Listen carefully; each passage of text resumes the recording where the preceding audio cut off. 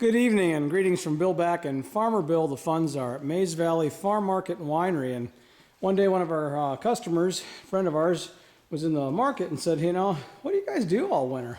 And granted today they're starting to do a prediction on us here of about 6 to 10 inches of snow coming at us. But well, this is a lot of what we do in the winter. We have a pretty nice shop at our farm my father-in-law built years ago. And so we're mechanics. This blog's Ohio Wine and More. Well, this is part of the more. This is my 2000 F350 one-ton diesel pickup, and it's got about 150,000 miles on it, and it's still going strong. Keep them up, we maintain them, and we do a lot of the maintenance work ourselves. It's just kind of what farmers do. We've always kind of learned how to fix things, and I've always been right in there. And I heard a growling noise, and I thought it was my front brakes. I kept checking my front brakes, and well, got 149, almost 150,000 on here, and yeah, my rears went. Kind of forgot about them. You usually don't remember them. But what happened is my caliper slides froze up and basically took my brake pad out. You can see this is all that's left of it. I pretty much disintegrated it. The one side was completely gone. The other side cracked as I came out. That's what's left of the brake pad right there. And here is a new one. I just got those today up in Hartville at our Napa. And so you go ahead and you used to turn these rotors down on a lathe, but you don't do that too much anymore. This rotor here, you can't hardly turn them down for the price that you can buy a new one.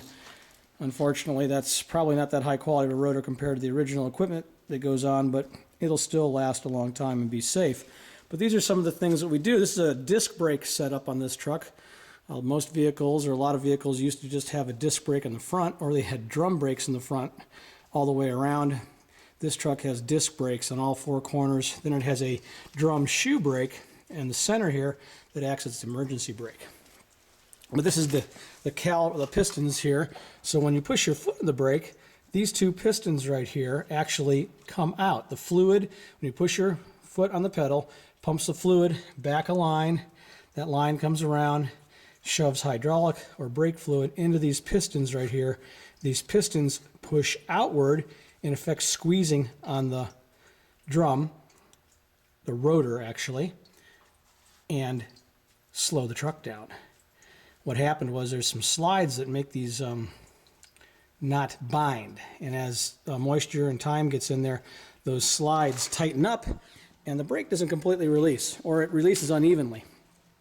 And often is the case, the inside pad will wear out. Over on this side, I haven't gotten there yet because I'm running into some issues here doing this, so it kind of slowed me down, so I thought I'd take the time and see. This is the caliper assembly when it's all put together yet before I took the drum off the axle. You have the mounting bracket here, and here's the actual caliper. The pistons that I showed on the other side are inside here, brake line there, fluid comes in, shoves those pistons against the back side of the inside brake shoe, in effect squeezing it because it pushes it that way. It's mounted by a solid bracket here, so when it goes in that way, the shoe on this side squeezes the rotor like that. And the shoes, you can see where they're wearing here. It's all rusty here, but the shoe creates friction there, slows the wheel down, and that's how a brake works on a truck. What I'm running into is, due to time and age, I'm going to do a quick repair here.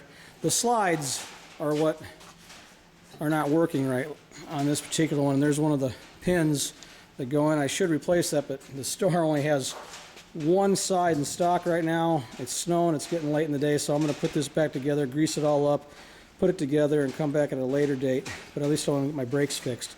But this is the part here that actually bolts to the caliper, and then through these bolts to the axle that hold the shoes in place. Shoes mount right in here. So I have to take a torch and heat this casting up, wiggle that a little bit, and get it out. And I'll grease that all back up and put it back away. These are the little rubber boots that used to be like right there that I pried out of there that have failed. Moisture gets in there, but you know, the truck's 10 years old and it's got almost 150,000 miles on it. And I'm going to run this baby a lot longer than that. I'd like to get about at least 300, maybe 400,000 miles out of this machine. So we have some time to go yet. Done a lot of maintenance and work along the way. So this this truck goes out and pulls, when we go get fruit or we're harvesting, it's a wagon towing truck. It pulls tractors around. It provides a lot of the grunt and the muscle that we need around the farm to get the wine work done. It's made a lot of trips hauling in grapes, juice, and it also goes out to the field and brings back in bins and those type of things. So when you're making wine, this is no big deal, no brainer, but this is some of the maintenance that goes into it. And these are some of the things that we'll do in the winter. So once again, this is Bill Backen. Funzar? Is this fun? I like working with my hands and fixing stuff, solving problems. From Mays Valley Farm Market and Winery, saying thank you for stopping by.